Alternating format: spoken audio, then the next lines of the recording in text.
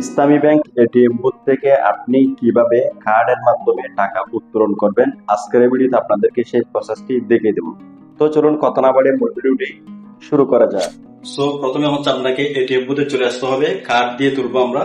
শুরুতে হচ্ছে আপনাকে এখানে আপনার কার্ডটি প্রবেশ করে নিতে হবে। ওকে, আমি হচ্ছে এখানে কার্ডটি প্রবেশ করে দিলাম। এই যে কার্ডটি প্রবেশ করে দেওয়ার পরে এখানে হচ্ছে অনুগ্রহপূর্বক অপেক্ষা করুন, আপনাকে এখানে অপেক্ষা করতে বলবে। এখন হচ্ছে আপনাকে এখানে পিনটা দিতে বলবে। ওকে, আমি হচ্ছে এখানে পিনটি দিয়ে দিচ্ছি।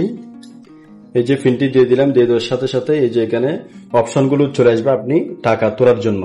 আমরা যেহেতু নগদ উত্তোলন করবো সেক্ষেত্রে হচ্ছে নগদ উত্তোলনে এদিকে আমরা ক্লিক করবো। অনেক সময় হচ্ছে এদিকে বাটন থাকে, যদি এদিকে বাটন থাকে তাহলে বাটন দিয়ে ক্লিক করবেন, আর যদি এটা টাচ হয় তাহলে টাচে ক্লিক করবেন। এখন হচ্ছে টাকার পরিমাণ চলে আসছে, আপনি কি 500, 1000, 2000, 3000, 5000, 10,000, 15,000 যত তুলবেন। এই যে আপনি যদি আর বেশি তুলতে চান তাহলে অন্যান্য পরিমাণ এটাতে ক্লিক করবেন। ক্লিক করার পরে এখান থেকে হচ্ছে আপনার অ্যামাউন্টটা বসিয়ে দিবেন।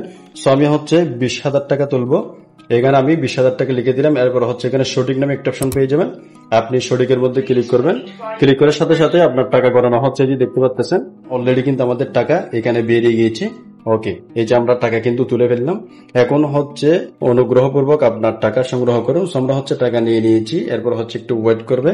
এখন আপনি যদি আরো টাকা তুলতে চান তাহলে আপনি এখান থেকে হ্যাঁতে ক্লিক করবেন, আর যদি না তুলতে চান তাহলে এই যে নাতে ক্লিক করবেন। হ্যাঁতে ক্লিক করার পরে যদি আরো তুলতে চান তাহলে আপনি পরবর্তী প্রসেসটাকে ফলো করবেন। এখন হচ্ছে আমরা যেহেতু তুলবো না, আমাদের কার্ডটি কিন্তু নিয়ে নিয়েছি। এটাই হচ্ছে ইসলামী ব্যাংকের এটিএম মেশিন বা বুথ থেকে টাকা তোলার প্রসেস।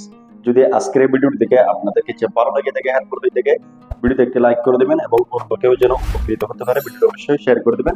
চ্যানেলটিকে সাবস্ক্রাইব করে রাখবেন। দেখা হচ্ছে পরবর্তী নতুন কোনো ভিডিওতে।